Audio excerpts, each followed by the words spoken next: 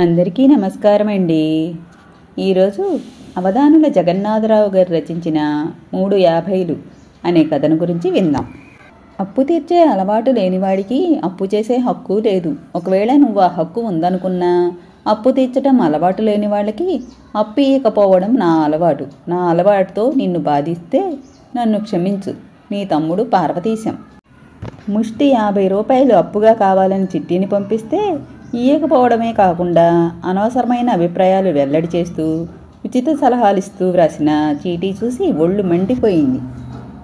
కోపంతో దాన్ని ముక్కలు ముక్కలు చేసి సైడ్ కాలువలో పారేశాను.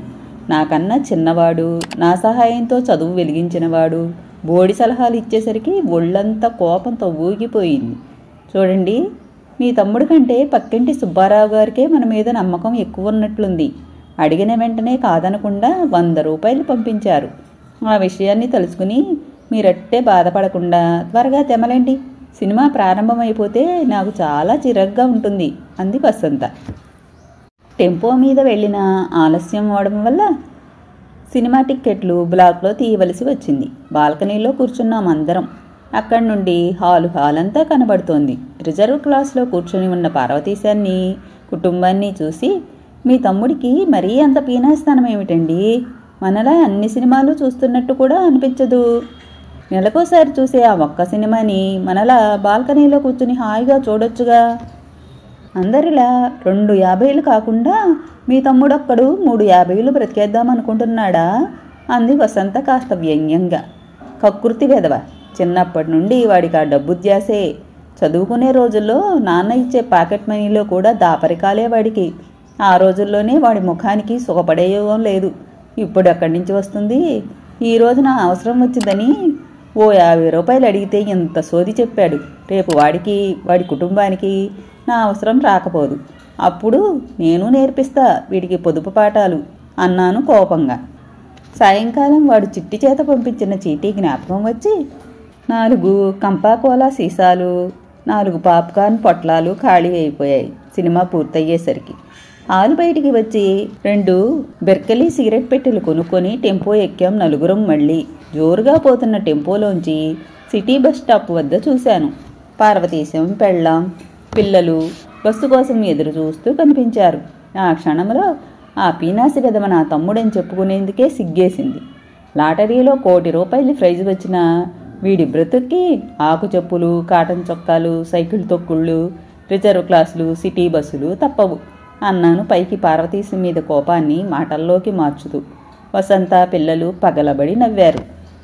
4 కోలా 8, టెంపోలకి 20, టిక్కెట్లకి 30, టిక్కెట్లు బ్లాక్లో కొన్నందుకు అదనంగా ఇచ్చిన మరో 10, సిగరెట్లకి పాప్కార్న్కి 10, మొత్తం 80కి పైనే ఖర్చు అయింది అని మనసులో లెక్క కట్టి ఈ సినిమాకి మనకి 80 ఖర్చు అయింది.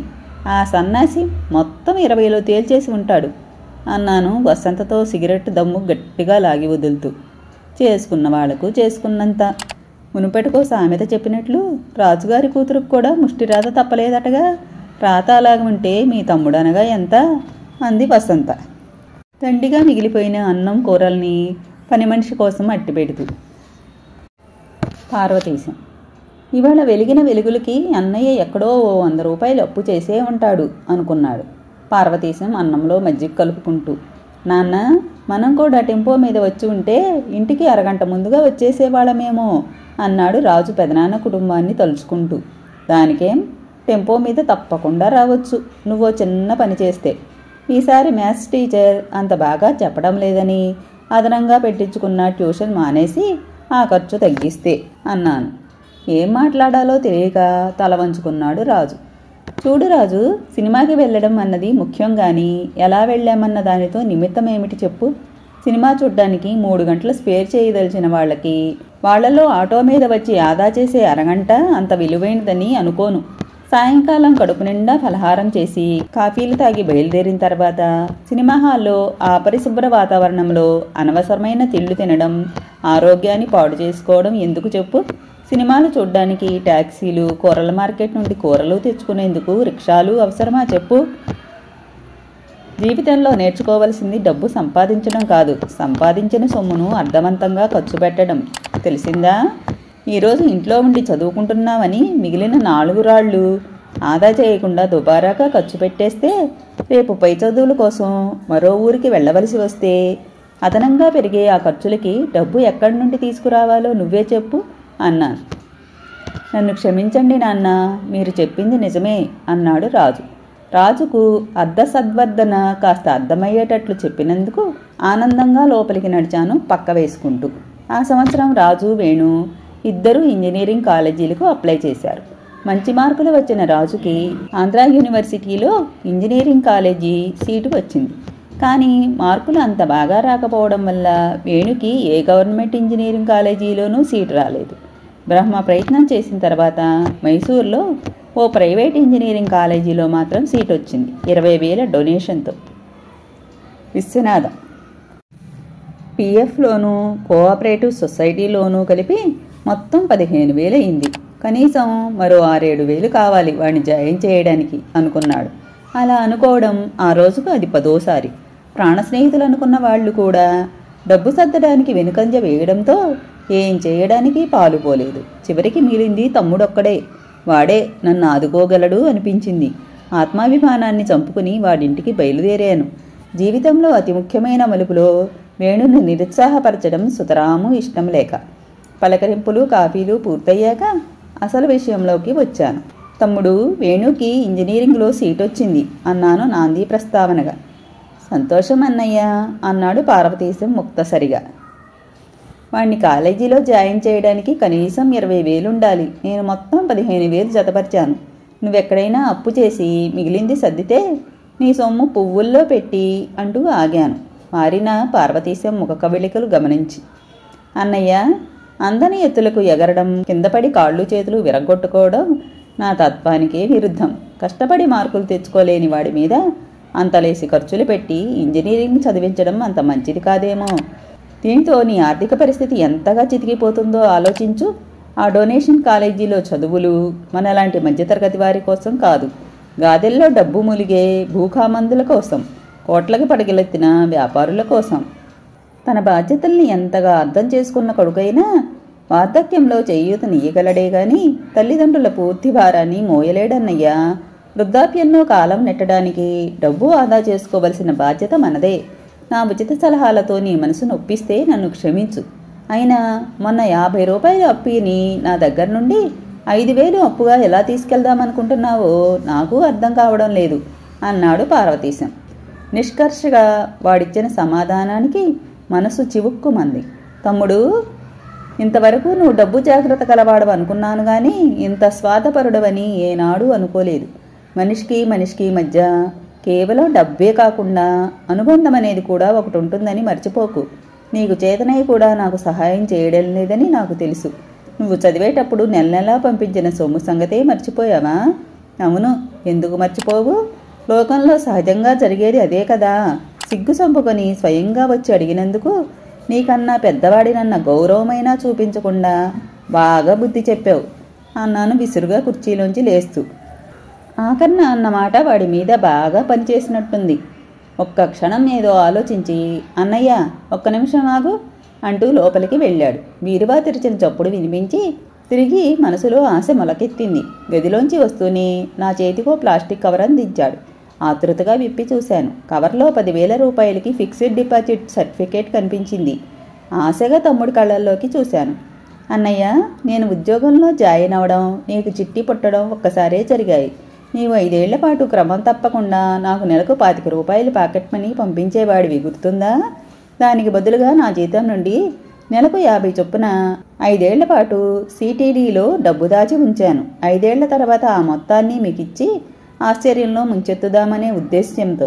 కానీ నీ ఖర్చుదారీ తత్వాన్ని గమనించి ఆ ఆలోచన విరమించుకుని నీ సొమ్మును ఫిక్స్డ్ డిపాజిట్ రూపంలోనే దాచి ఉంచాను. ఆ మొత్తం అలా పెరిగి ఈనాటికి 10,000 అయింది. ఈ సొమ్ము నీదే, నీ ఇష్టం వచ్చినట్టు ఖర్చు పెట్టుకో అన్నాడు పార్వతీశం. నా కళ్ళల్లో ఆనందాశ్రువులు నిలిచాయి. థ్యాంక్స్ రా తమ్ముడు, దీన్ని ఎన్కేష్ చేయడానికి రేపు వస్తాను, దానికి నీ సంతకం ఉండాలిగా అంటూ స్కూటర్ స్టార్ట్ చేసి ఇంటి ముఖం పట్టాను. విశ్వనాథం జీవితంలో 36 ఏళ్లు ఉద్యోగం చేసి సాధించిందల్లా వేణుని ఇంజనీర్ని చేయడం, చిట్టికి పెళ్లి చేసి అత్తారింటికి పంపించడం.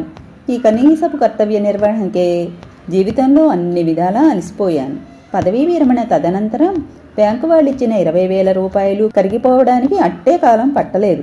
ఢిల్లీలో పనిచేస్తూ నెల నెలా వేణు పంపించే 100 రూపాయలు ఏ మూలకు సరిపోకపోవడంతో బ్యాంకు మేనేజర్గా రిటైర్ అయిన నాకు ఓ లాడ్జిలో మేనేజర్గా జాయిన్ అవ్వక తప్పలేదు.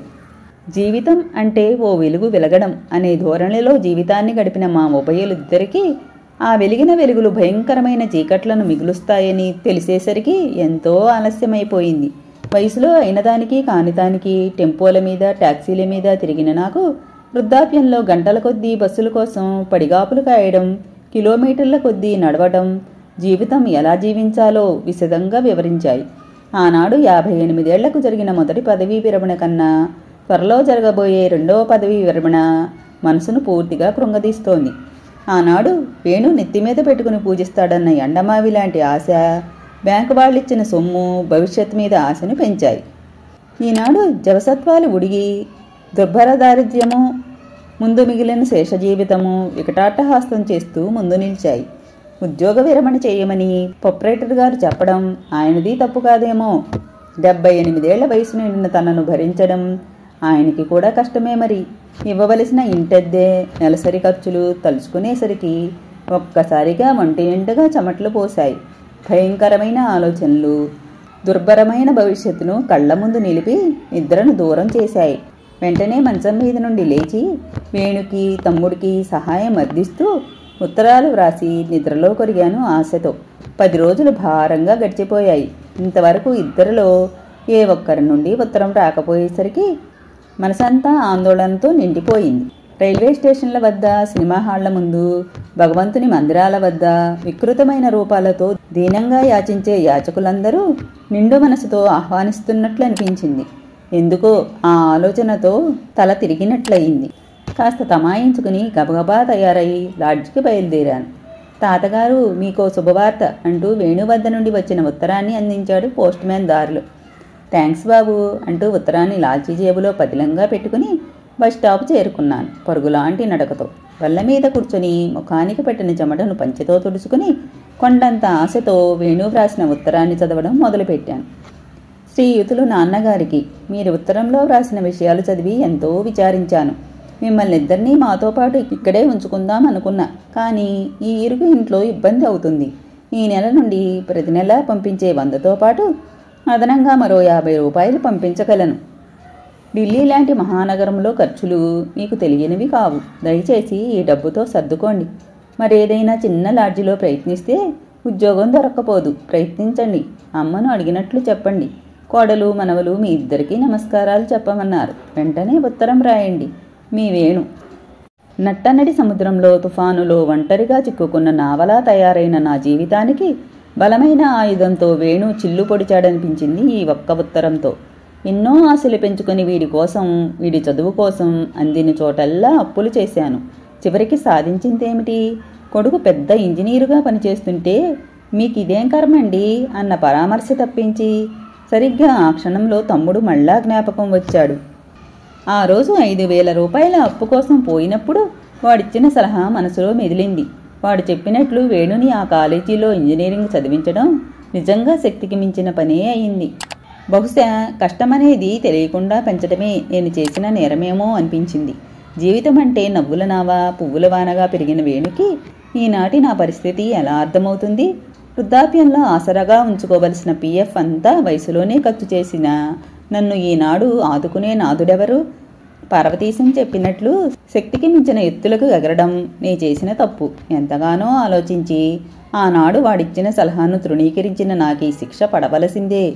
ఆ క్షణంలో ఎవరికి ఎవరు బంధము అన్న ఘంటసాల వారి పాట జ్ఞాపకం వచ్చింది. దానితో పాటు ఎప్పుడో చదివిన ఓ గేయం తలుపులలో నిలిచింది. ఖర్చు మీదను అదుపు దాని నందురు పొదుపు, ముదిమి వయసుకు మదుపు ఓ చదువులమ్మ. కళ్లల్లో నీళ్లు తిరిగాయి. పంచాకొంగుతో నెమ్మదిగా కళ్ళు తుడుచుకున్నాను, ఎవరూ చూడకూడదని. ఒకే తల్లి కడుపును పుట్టిన ఇద్దరి జీవన సరళులో ఎంతటి వ్యత్యాసం! అదుపులేని అడవి గుర్రంలా విశృంఖలంగా పరుగుదిల్తిన నా జీవితం, రౌతు చేతి గుర్రంలా క్రమమైన పద్ధతిలో పరుగు తీసిన తమ్ముడి జీవితం. ఒక కొలిక్కిరాని ఆలోచనలతో మెదడు ముద్దుబారిపోయింది. వణికే చేతులతో వేణు రాసిన ఉత్తరాన్ని చించి పారేశాను. వేణులాగే ఆ కాగితాలు కూడా నా నుండి దూరంగా ఎగిరిపోయాయి. తాతగారు, మనం ఎక్కాల్సిన బస్సు వచ్చింది అని చెప్పింది రోజు నాతో పాటే బస్సులో ప్రయాణం చేసే కాన్వెంట్ పాప. థ్యాంక్స్ బేబీ అంటూ ఆమె తల నిమిరి బస్సు ఎక్కాను. ఈ ఉద్యోగానికి ఇది ఆఖరి రోజు, జీవితానికి ఆఖరి రోజు ఇంకా ఎంత దూరం ఉందో అనుకుంటూ బస్సు దిగి లాడ్జికి నడిచాను. అనుకున్నట్లుగానే మేనేజర్ సీట్లో మరో వ్యక్తి కనిపించాడు. ప్రొప్రైటర్ గారి వద్దకు వెళ్ళాను, చివరిసారిగా నమస్కరించి పోదామని. నన్ను చూసిన వెంటనే, చూడండి విశ్వనాథం గారు, ఈ నెల నుండి మేనేజర్గా ఆ కొత్త వ్యక్తిని నియమించాను. ఇన్నేళ్లుగా విశ్వసనీయంగా పనిచేసినందుకు కృతజ్ఞతగా ఈ శాలువ 2000 రూపాయలు అదనంగా ఇస్తున్నా, ఉంచండి అంటూ చేతికి ఓ ప్యాకెట్ అందించి తిరిగి తన పనిలో మునిగిపోయాడు ప్రొప్రైటర్. గత 18 ఏళ్లుగా నా జీవితానికి ఆధారం చూపిన అతనికి మనస్ఫూర్తిగా నమస్కరించి బయటకు నడిచాను నిశ్శబ్దంగా. రద్దీ టైం కాకపోవడంతో అరగంట చూసినా బస్సు రాలేదు. సరిగ్గా ఆ క్షణంలో జ్ఞాపకం వచ్చాడు తమ్ముడు పార్వతీశం. ఆ రోజు బస్సు కోసం ఎదురు చూస్తున్న వాడిని, వాడి కుటుంబాన్ని చూసి హేళనగా నవ్విన నవ్వులు వికటాట్టహాసాలై మనసుని తొలిచేస్తున్నాయి. అప్పుడు ఏమాత్రం జాగ్రత్తగా ఉన్నా అనవసరమైన ఖర్చులు, విలాసకరమైన హోటల్ భోజనాలు, అయినదానికి కానిదానికి చేసిన టాక్సీ ప్రయాణాలు, ఖరీదైన సిగరెట్లు కాస్త తగ్గించి ఉంటే ఎంత మిగిలి ఉండేదో అనిపించింది.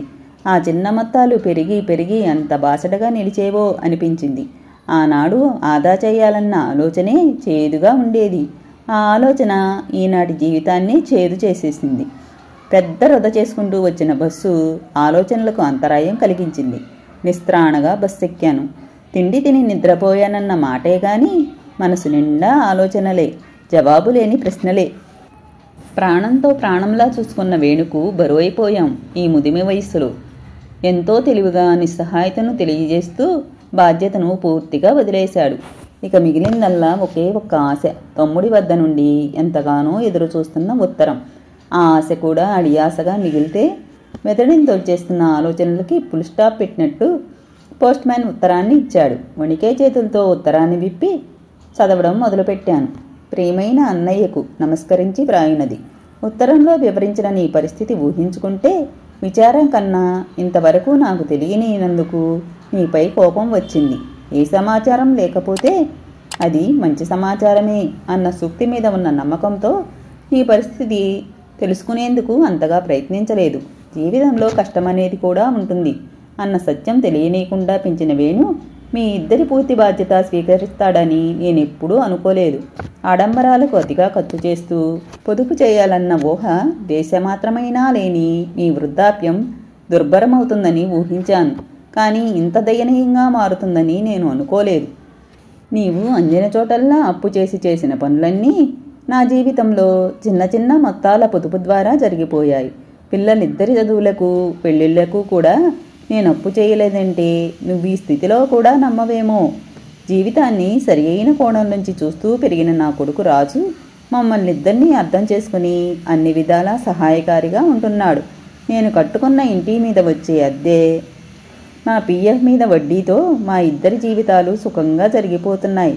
ఇంతేకాకుండా అదనంగా రాజు పంపిస్తున్న సొమ్ము మిగులుతోంది. ఇలాంటి స్థితిలో మిమ్మల్ని ఇద్దరినీ ఆదుకోవడం కన్నా నేను చేయగలిగిన మహత్కార్యం ఏముంటుంది చెప్పు. మీరిద్దరూ ఇక్కడికి వచ్చి ఉండటానికి రాజు కూడా తన సమ్మతిని, ఆనందాన్ని వ్యక్తం చేశాడు. నేను ఇవాడే బయలుదేరి వస్తున్నా. మీరిద్దరూ నాతో పాటు బయలుదేరడానికి సిద్ధంగా ఉండండి. వదినకు నా నమస్కారాలు చెప్పు. ఇట్లు నీ తమ్ముడు పార్వతీశం. ఉత్తరం చదివిన నా కన్నుల నుండి 2 కన్నీటి బొట్లు నేల మీద పడ్డాయి. అంతవరకు మౌనంగా నన్నే గమనిస్తున్న వసంత ఆందోళనగా చూసింది. కన్నీళ్లు తుడుచుకుని చిరునవ్వుతో ఉత్తరాన్ని వసంతకు అందించాను. ఉత్తరం చదివిన వసంత కళ్ళల్లో కాస్త జీవం వచ్చింది. వసంత, ఎవరు 350 బతుకుతారని ఆ రోజు అన్నావు గుర్తుందా? నీవన్న మాటలకు ఆ రోజు నవ్వాను. కానీ జీవితంలో మొదటి 50 ఏళ్ల సంపాదనలో రెండవ 50 కాస్తంత పొదుపు చేయకపోతే, విచ్చలవిడిగా ఖర్చు పెడితే జీవితం ఎంత దయనీయంగా మారుతుందో ఈరోజే తెలిసింది. ముదిమి వయసులో ఆయువు ముగిసేదాకా కనీసపు అవసరాలతో కాలం నెట్టడానికి కూడా యవ్వనంలో బాగా సంపాదించే తరుణంలో పొదుపు చేయాలి కదూ అన్నాను. వసంత చేతిలో ఉన్న ఉత్తరం గాలికి రెపరెపలాడుతూ అవునన్నయ్యా అని చెప్పినట్లు అనిపించింది. ఈ కథ ఇంతటితో సమాప్తమండి. తిరిగి మరో మంచి కథతో మళ్ళీ కలుద్దాం. నా కథలు కానీ మీకు నచ్చినట్లయితే నా ఛానల్ను తప్పకుండా సబ్స్క్రైబ్ చేసుకోండి.